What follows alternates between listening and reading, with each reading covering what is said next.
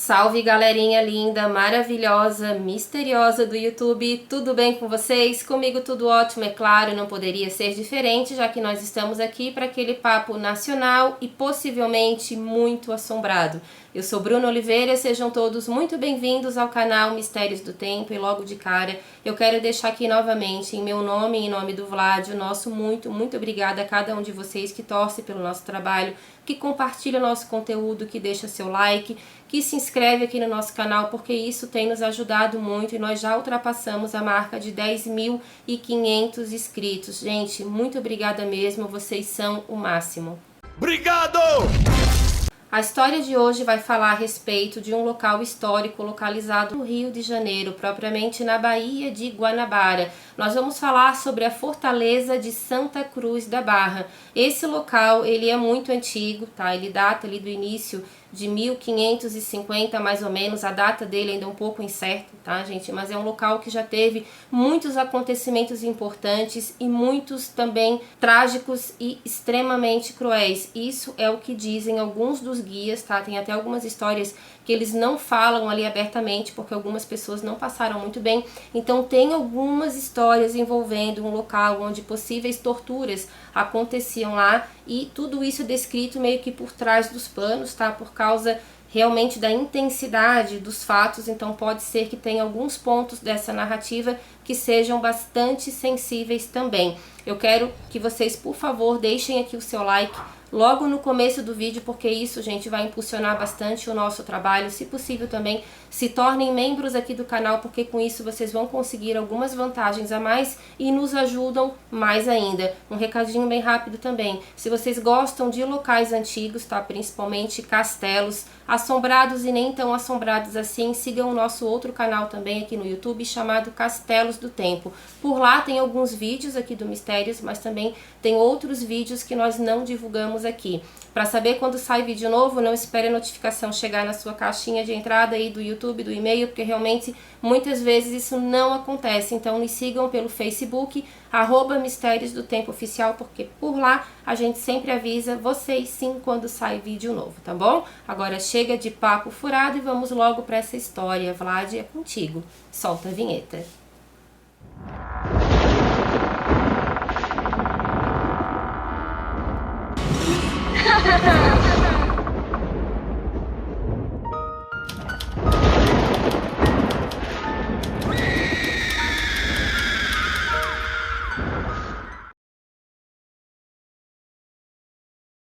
A Fortaleza de Santa Cruz da Barra está localizada na Barra da Baía de Guanabara, no bairro de Jurujuba, município de Niterói, no estado do Rio de Janeiro.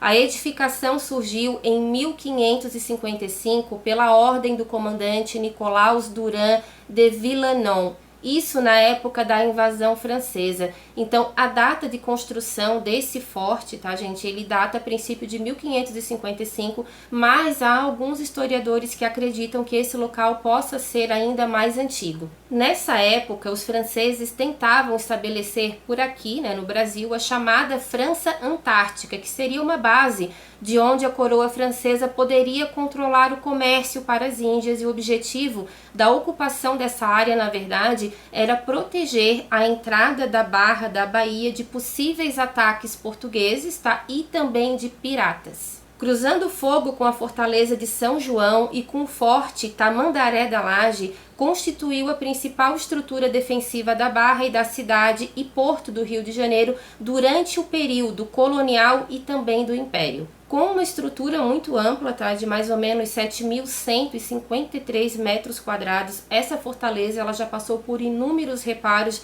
desde a sua construção em 1555, porém, segundo as histórias, né, que eu consegui descobrir ali a respeito desse local, ela não mudou praticamente nada a sua estrutura original, ou seja, ela passou por muitas reformas, mas a estrutura do forte, que era realmente defensivo, ainda continua praticamente o mesmo, ou seja, um local muito antigo, com muitas histórias, muitas memórias e algumas delas, pessoal, realmente bastante tenebrosas. Então não é à toa que esse local é considerado um dos mais assombrados do Rio de Janeiro. Eu tentei conseguir ali o máximo de informação possível e concreta a respeito desse local. Mas se você souber de mais alguma coisa, deixa aqui para mim no comentário, porque eu fiquei muito curiosa para saber sobre as lendas, né, ou não tão lendas assim, que rondam esse lugar. Em 1612, sob o reinado de Filipe III da Espanha, contando com apenas 20 peças de artilharia de diversos calibres,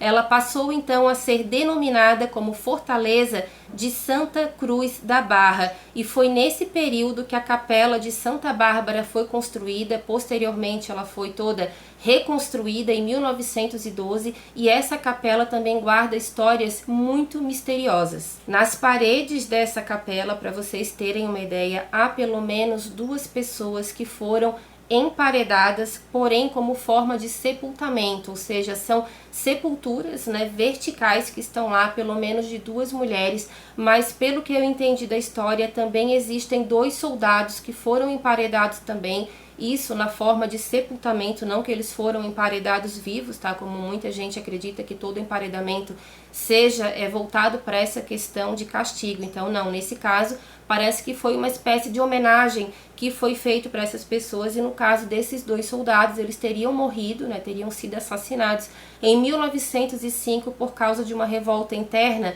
que ocorreu nesse lugar. Mas a história das 2 mulheres foge um pouquinho à regra do que aconteceu com esses soldados, e daqui a pouquinho a gente já vai chegar nessa parte do vídeo, porque o sepultamento de uma delas, principalmente, também é uma das chaves, tá, que para muitos médiuns, de um portal que se abre para que tantas manifestações sobrenaturais aconteçam nesse lugar. E essa moça que está emparedada lá e que teve uma história muito triste, parece que até hoje ela passa por uma espécie de repetição, seu espírito passa por uma espécie de repetição nesse lugar, e daqui a pouquinho, gente, eu vou contar isso tudo para vocês na íntegra. Então me acompanhem até o final do vídeo, porque essa história realmente é muito interessante, e eu confesso que eu não sabia que ela tinha tantos pormenores. Esse lugar, ele é cheio de histórias. Então tem uma história que é considerada uma lenda, mas que eu praticamente acho que isso é bem possível de ter acontecido, porque esse lugar ele passou por várias defensivas, porque era um lugar realmente bastante marcado para ser atacado, principalmente por corsários e por piratas. Então o que acontece?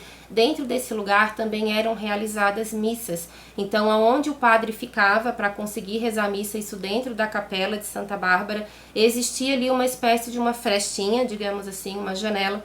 Deve ter um nome técnico para isso, mas eu não consegui encontrar nas fontes que eu pesquisei. Mas ele ficava olhando então para essa janela. Por quê? Porque os soldados, né, os sentinelas que ficavam de guarda ali para não deixar que a fortaleza fosse invadida, eles também tinham a sua fé e também queriam participar das missas. Mas como estar nos 2 lugares ao mesmo tempo? Então o que acontecia? Sobrava até mesmo para o padre, que nesse momento também bancava o soldado, porque ele ficava rezando a missa, conversando com os seus fiéis, mas também ficava de olho lá naquela frestinha para saber se os navios corsários estavam se aproximando, isso para que os soldados pudessem ficar um pouco de costas para o mar e também pudesse assistir aquela missa, mesmo que fosse por aquela fresta. Então também há essa história que o padre rezava a missa, mas também ficava de olho em possíveis ataques também de piratas.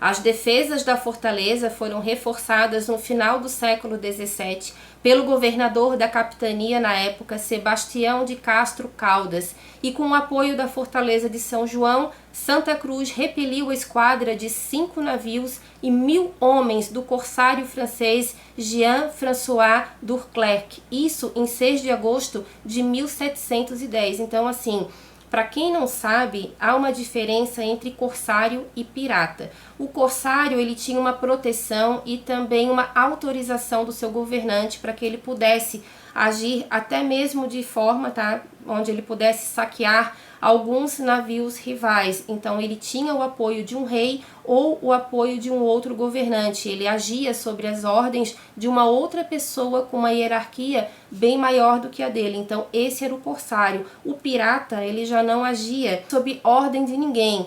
Quem fazia a própria lei dentro de um navio pirata era o próprio capitão. Então os outros, né, que ficavam ali com ele, os marujos ali, que estavam sempre com ele também os famosos piratas, né, que a gente vê tanto em filme, Piratas do Caribe e outros filmes também, que às vezes a gente acha que aquilo ali foi apenas ficção, mas não, gente, eles realmente existiram. Claro que em filme às vezes, né, as coisas saem um pouquinho do contexto real, mas em si a pirataria sempre existiu e nessa época o Rio de Janeiro era um alvo muito cobiçado por eles. A fortaleza de Santa Cruz também trocou tiros com 2 navios no período da Revolta Armada. Esses navios eram o encouraçado Aquidauã e os cruzadores Javari e Trajano. Isso aconteceu das 14 horas até as 16 horas, foi uma troca de tiros intensas ali entre esses navios, e isso ocorreu exatamente no dia 30 de setembro de 1893. Para quem não sabe, a Revolta da Armada foi uma rebelião, digamos assim, da Marinha do Brasil,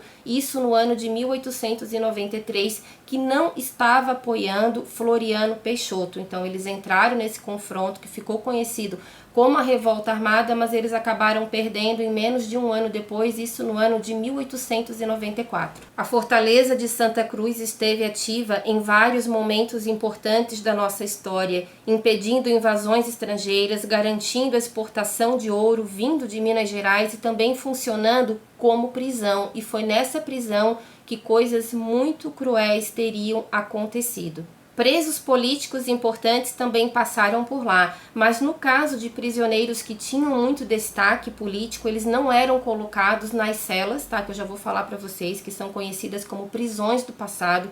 Eram locais muito temidos realmente, porque quem entrava ali provavelmente não saía com vida. Então, quando era um prisioneiro político, um prisioneiro que tinha também algumas posses, ele não era colocado nesse local onde os outros presos, que geralmente eram corsários e piratas, aqueles sim iam para um lugar bem diferente de onde eles ficavam, não tinha nenhum tipo de conforto, mas os demais não, eles ficavam praticamente ali sob vigia, né, da guarnição que ali estava, mas eles não eram propriamente maltratados, né, deixados em estado ali bem precários. Isso pelo menos é o que a história conta, mas há alguns historiadores que divergem um pouquinho nesse quesito, onde eles não teriam sofrido nenhum tipo de castigo ali dentro. Alguns dos nomes mais famosos que ali ficaram foi José Bonifácio, que ficou preso ali por um curto período de tempo, quando ele rompeu com Dom Pedro I, antes dele sair do Brasil para o exílio. Outras pessoas também com bastante nome na época foram presas ali dentro, tá? Que era o caso de Bento Gonçalves e outros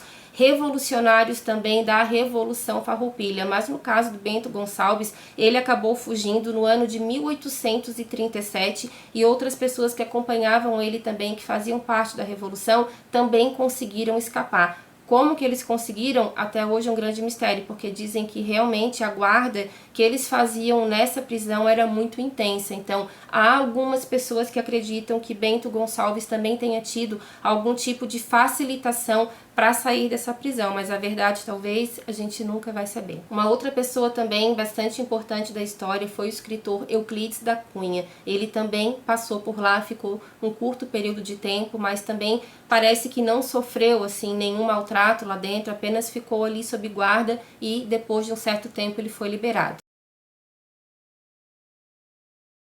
O último disparo da artilharia da Fortaleza de Santa Cruz foi um tiro de advertência contra o cruzador Tamandaré, que forçou a barra na Novembrada, isso no dia 11 de novembro de 1955, então ali realmente foi o último disparo que essa fortaleza deu em termos de serviço, em termos de ativa. Desde 2005, as suas instalações cediam o quartel-general da Artilharia Divisionária da 1ª Divisão do Exército. Esse local hoje ele é muito bem preservado, o Exército toma conta, pelo que eu entendi ali, os próprios guias que fazem a visitação, a maioria deles já pertenceram ao Exército, ou são aposentados, ou já fizeram parte de algum tipo de serviço também para as Forças Armadas. Então, até hoje, quem conta a história lá dentro são pessoas que estudaram muito a respeito.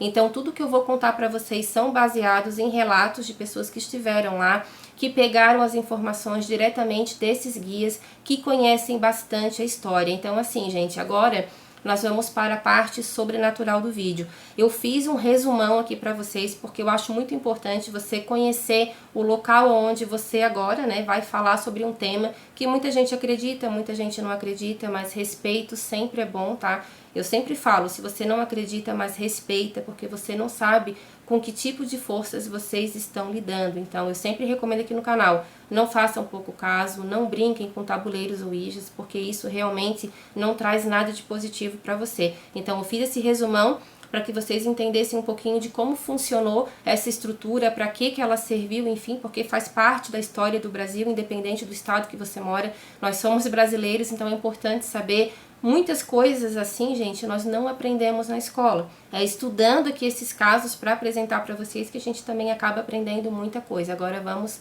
para a parte assombrada da história e eu espero que vocês gostem.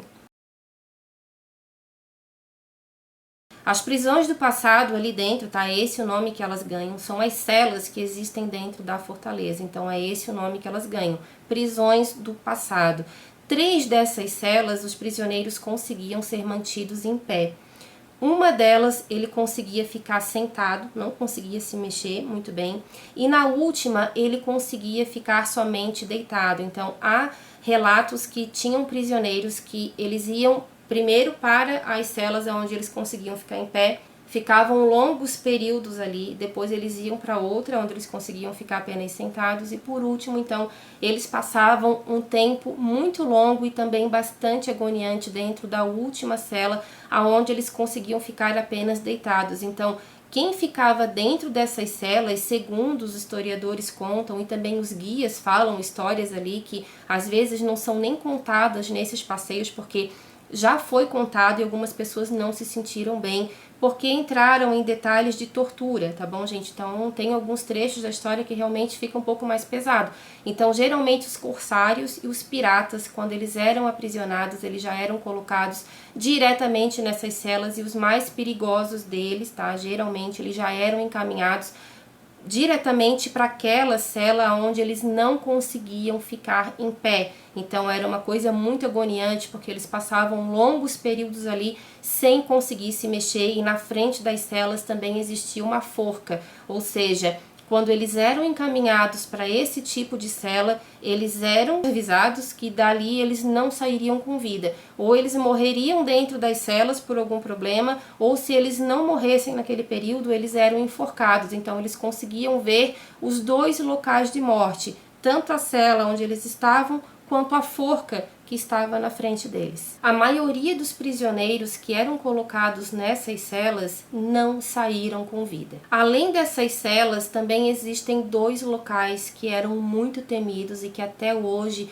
os sentinelas que ficam lá, principalmente no período da noite, dizem que assim, em determinada época do ano, os gritos ali, os gemidos são praticamente insuportáveis, até mesmo aqueles que não têm tanto medo, que já dizem que se acostumaram com a história, eles falam que em certos momentos assim os gemidos são tão aterrorizantes que é como se a alma deles estivessem congelando. Um dos lugares bastante temidos ali era a masmorra.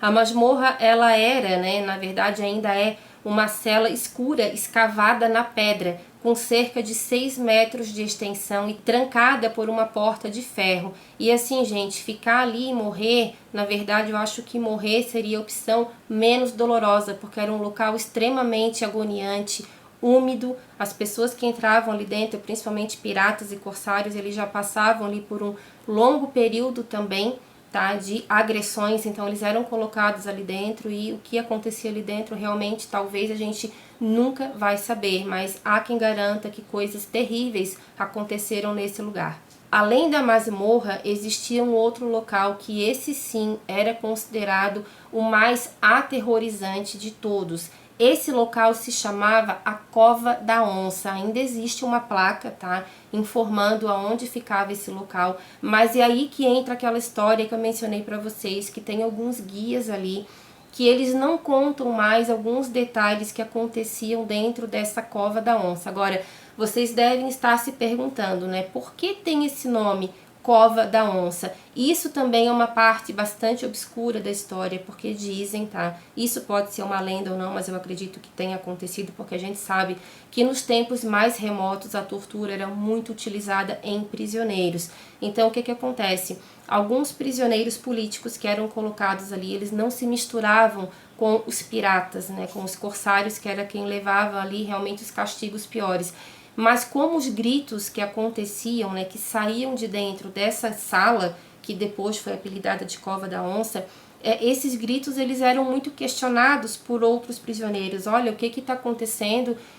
Que tipo de animal está preso lá dentro? Porque não parecia ser um grito de uma pessoa. Então, aproveitando essa deixa que alguns prisioneiros davam, que poderia ser algum animal que estava sendo abatido, os oficiais então disseram que sim, que na verdade era uma onça selvagem que estava lá dentro, que estava sendo abatida provavelmente, e que esses gritos na verdade eram desses animais. Só que com o passar do tempo, todas as noites esses gritos eram muito persistentes e não demorou muito então para que esses prisioneiros descobrissem que na verdade aqueles urros, né, aqueles gemidos excruciantes de dor eram na verdade de pessoas sendo torturadas. Dentro dessa cela, né, dessa cela dos horrores, digamos assim, que existia lá, parece que tinha uma espécie de objeto, que era um tipo de roda, aonde nas laterais dessa roda parece que existiam lâminas muito cortantes, e que alguns prisioneiros ali já eram mortos ali dentro mesmo, já tinham o corpo praticamente estraçalhado, era colocado dentro de um compartimento que parece que existe lá ainda. Eu não sei porque eu não consegui ver as fotografias da parte interna desse lugar. Então, gente, se vocês tiverem mais alguma informação, deixa aqui pra mim, mas eu vou contar pra vocês o que eu consegui encontrar, tá bom? Eu vou deixar as fontes também aqui na descrição. Então, o que acontece? Dizem, né, que ainda existe uma espécie de um buraco aonde os restos mortais dessas pessoas, porque ficava tudo muito já moído, né? Era assim que funcionava. Então, esses corpos eram praticamente ali triturados, eram colocados nesse compartimento e dali eles já caíam diretamente para o mar. Então, é uma parte da história que quem já foi lá, quem já visitou, e olha que eu li vários relatos, tá? De pessoas que visitaram esse lugar, eles garantem que essa história foi retirada do roteiro, digamos assim, mas que depois, quando os guias são questionados a respeito da Cova da Onça, eles falam em off a respeito de tudo o que esses prisioneiros passaram ali dentro, e que dizem que realmente era um circo dos horrores. Outro local bastante pesado, considerado assim, extremamente assombrado, é o paredão de fuzilamento. Ainda existe essa parede lá, ou pelo menos uma parte dela, e marcas de bala ainda são bem perceptíveis, e não é à toa que esse local é considerado também bastante assombrado. Existia lá na época em que o fuzilamento era feito uma fonte de água natural. Essa fonte ela já foi colocada ali de forma proposital, porque como o pátio ficava muito sujo de sangue, para facilitar o trabalho depois dos oficiais, né, do pessoal da limpeza ali que ficava encarregado. Então, no momento em que eles estavam sendo ali, né, executados, essa fonte de água natural ela já jorrava bastante água, e com isso o sangue que ficava ali empoçado já era de certa forma jogado ali para o ralo, né, para que depois o serviço não precisasse ser tão sujo assim. Então é uma parte também bastante pesada, né? Muita gente morreu ali dentro também. Então dizem que esse local ainda conserva assim muitas energias carregadas, e muitos espíritos são vistos também próximo do paredão de fuzilamento. Alguns militares que trabalham nesse lugar dizem que à noite, perto da masmorra e das celas da prisão, podem ser ouvidos gemidos e gritos dos fantasmas dos que ali pareceram e que ainda não conseguiram sair. Porque assim, gente, como já foi falado em outros vídeos aqui do canal, nós sabemos muito bem, não somos especialistas, tá? Nada disso, mas a gente é bastante curioso, lê um pouco a respeito. Então, locais assim onde tiveram mortes dessa natureza ficam realmente, possivelmente assombrados, porque os espíritos eles não conseguem perdoar logo de imediato os seus algozes, né, os seus carrascos, e o perdão verdadeiro muitas vezes ele pode demorar milênios para ser concedido. Alguns guardas já comentaram em off, tá, porque parece que é uma coisa que eles também não comentam muito assim, de forma escancarada, eles também não querem prejudicar o trabalho deles, mas Tem pessoas, familiares desses homens que já trabalharam lá, que ainda trabalham, que falam que realmente tem certos períodos ali do ano, talvez aniversário de morte de algum prisioneiro, dizem assim que o barulho que sai daquelas celas é algo ensurdecedor para algumas pessoas, mas não para todos. É aí que entra aquela questão, será que a pessoa não está com medo, será que a pessoa não está alucinando? Mas nem sempre o que você consegue escutar, eu também consigo. Claro, tem muitas histórias que podem ser sim fruto da imaginação, aconteceu algum outro barulho, a pessoa confundiu, o medo faz a gente ver muitas vezes coisas que talvez não existam, mas há quem garanta que já presenciou sim vários vultos negros que eles andam por lá, que eles andam assim praticamente arrastados, não dá para definir exatamente quem era a pessoa, porque é uma espécie de massa negra que passa por dentro das celas. Muitos guardas já passaram mal, pediram para trocar o turno porque eles não conseguiam mais ficar ali.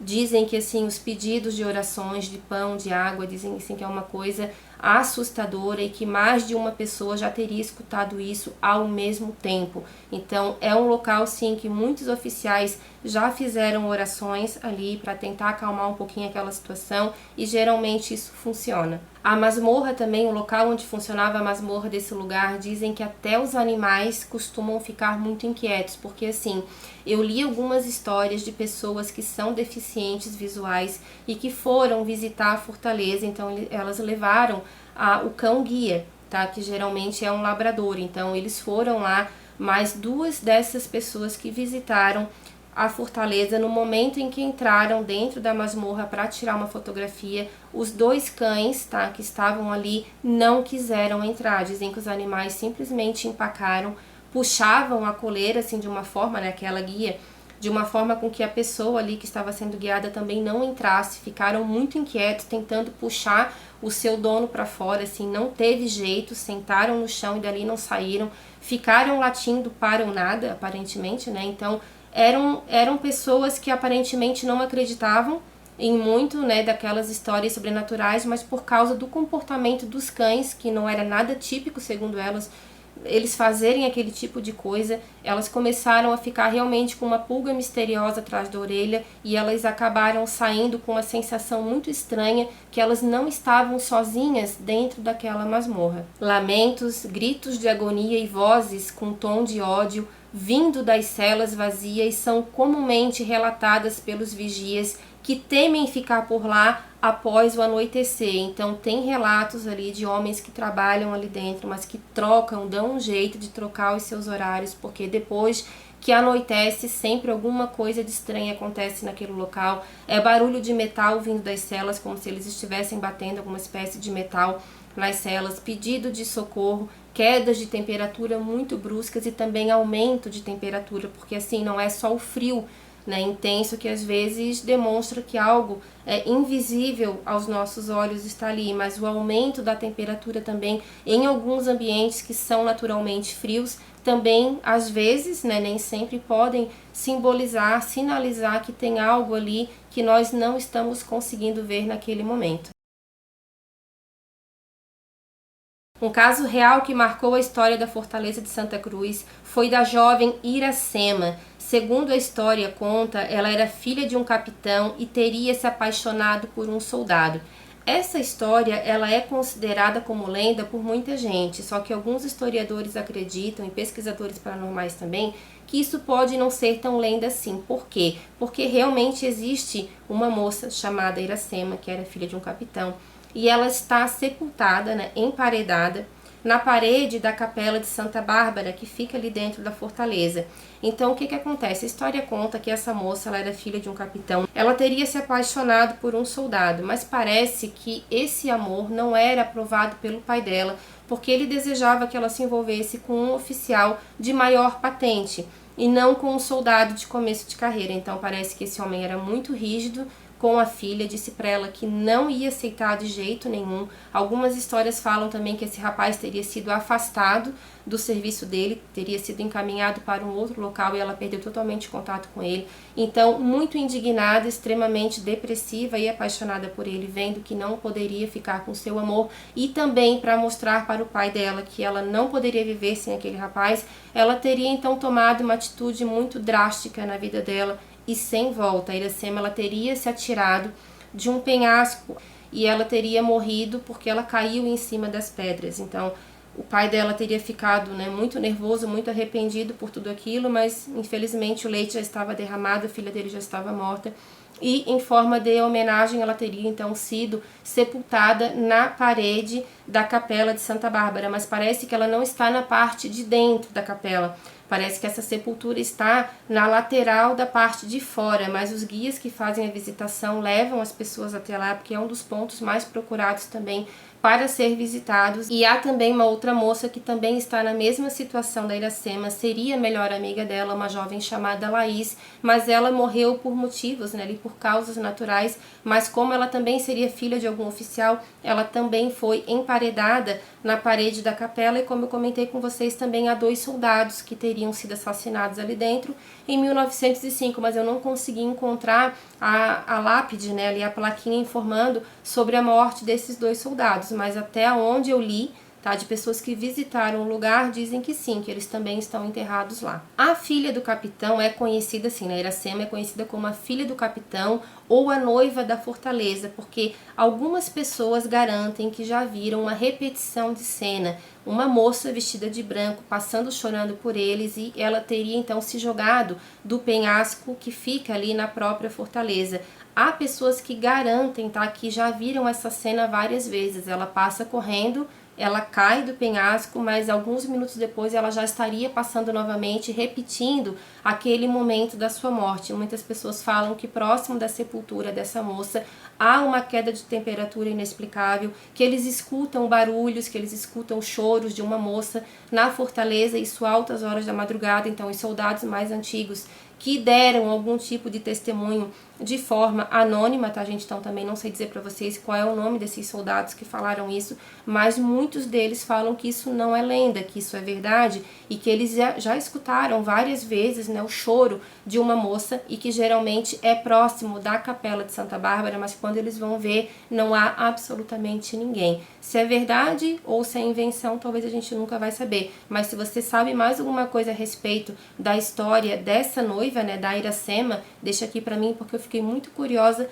para tentar entender um pouquinho mais quem foi essa mulher. Vultos negros também são vistos com muita frequência, e um historiador bem conhecido da região chamado Milton Teixeira, ele disse a seguinte frase para o site G1 no ano de 2016. Ele já visitou alguns locais, né, históricos que geralmente também tem alguma história sobrenatural junto, e ele deixou uma frase muito interessante em 2016, eu vou ler aqui para vocês. Eu mesmo, no final do ano de 1993, levei um grupo de paranaenses lá e vi um vulto, mas só eu vi, infelizmente. Ele estava parado, em formato antropóide, e parecia uma pessoa coberta com lençóis. Então, assim, gente, o Milton falou que o grupo de paranaenses que ele levou não viu nada de anormal, só ele viu, então mais ninguém ali viu, né, na verdade, o que ele relatou. Então isso também era uma forma de ele não poder debater com ninguém, olha, você viu também, o que poderia ter sido aquilo, mas ele falou que foi uma visão bastante intensa mesmo, e que ele nunca esqueceu. Outra lenda também desse local, que pode não ser tão lenda assim, é acerca da imagem de Santa Bárbara, que é entalhada em madeira. Reza esta lenda, segundo o guia de visitas, que em algumas ocasiões tentaram transferir a imagem da santa para outro local em tempos passados, mas sempre que essa imagem, né, estava para ser retirada da capela, alguma coisa acontecia e geralmente envolvia o mar, tá?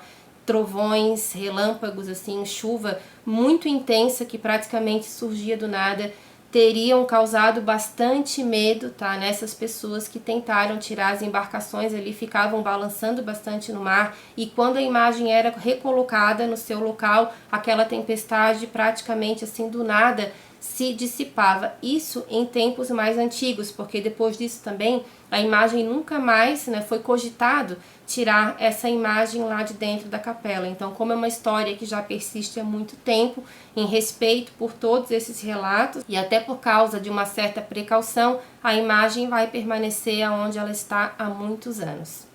E ela foi enviada, no caso da Europa, não para a Fortaleza de Santa Cruz. Ela foi enviada para o Forte da Cruz. E todas as vezes que tentavam levar a imagem para o seu local de destino, o céu ficava encapelado, o mar ficava revolto, e eles não conseguiam cumprir a missão. E aí um dos mestres das embarcações teria dito: a santa quer ficar na Fortaleza de Santa Cruz. Vamos fazer a vontade da santa. Então, assim, gente, é um local histórico do nosso Brasil. Eu realmente não conhecia a respeito dessa fortaleza. Já me pediram lá no Facebook para eu tentar descobrir um pouquinho mais a respeito desse local. Pessoas que visitaram e falaram que realmente sentiram uma sensação de presença muito intensa lá dentro. E pelo que eu pesquisei, gente, não são poucas as pessoas que relataram, até mesmo aquele que diz que não acredita, no fundo acaba falando assim: olha, eu não acredito em nada, para mim não existe. Agora, que tem uma certa energia diferente perto das células, isso tem. É como se a gente estivesse dentro de uma bolha, é como se o ar estivesse ficando quente de repente, uma sensação que tem alguém muito perto, mas ao olhar não tem ninguém. Então, esse tipo de sensibilidade, tá, de sensação ali, até um pouco agoniante, foi descrito também por pessoas que disseram que não tem problema nenhum em falar sobre o sobrenatural, que não tem medo porque não acreditam, mas que saíram de lá com uma pulguinha misteriosa atrás da orelha. Então, é um local onde escutam também bastante risos, gargalhadas de homens que não são as pessoas que trabalham lá, mas a maioria não são risos, tá? A maioria são pedidos de socorro, pedidos de oração, tá? Tem algumas histórias também na internet que são apenas contos. Eu li uma história inteira para depois eu descobrir que aquilo ali não era verdade, era um conto de uma pessoa que falou que teve um homem que era um soldado, que quando ele estava próximo dos seus 90 anos, ele contou o que ele teria visto, mas aquilo tudo ali, gente, é uma história fictícia, tá? Ele tem um autor que escreveu aquilo, então não vou nem passar para vocês porque realmente é um conto, baseado, claro, em tudo que já foi escutado ali, que também não era muito diferente. Então, pessoas que já são aposentadas, tá? Mas que ainda visitam a fortaleza, garantem que sim, que há fantasmas, tá? É esse o termo mais folclórico mesmo, né? São os espíritos, mas há muitos fantasmas ali dentro, presos naquele lugar, que eles não aceitaram o tipo de morte, que eles querem que as pessoas saibam o que aconteceu, que muitos também dos algozes, né? As pessoas que acabavam fuzilando esses outros presos ali dentro também, muitos deles porque eram ladrões, porque eram piratas, corsários, outros porque tinham uma política diferente da deles, enfim. Mas muitas mortes, realmente, torturas aconteceram ali dentro. Então é óbvio que locais assim guardam energias e muitas delas tristes e extremamente carregadas. Então assim, gente, esses são os relatos mais concretos que eu consegui achar desse lugar. Mas eu peço que se vocês souberem de mais alguma coisa envolvendo a Fortaleza de Santa Cruz da Barra, deixem aqui para mim nos comentários. Se vocês gostaram do vídeo, eu peço que, por favor, deixem um like. Se ainda não são inscritos, se inscrevam no canal. Compartilhem esse vídeo com pelo menos 1, 2, 3 amigos de vocês, porque isso nos ajuda muito. E também, se conseguirem, gente, se tornem membros aqui do Mistérios do Tempo, porque isso vai ajudar bastante o nosso trabalho. E isso vai fazer com que a gente consiga passar muito mais tempo durante a semana aqui com vocês, e esse é o nosso objetivo, tá bom? Um beijo grande, obrigada pela companhia de vocês, amo todos vocês do fundo do meu coração, é de verdade, eu adoro estar aqui com vocês, o carinho de vocês nos faz muito bem, tá certo? Beijo grande e até o próximo vídeo. Tchau, tchau!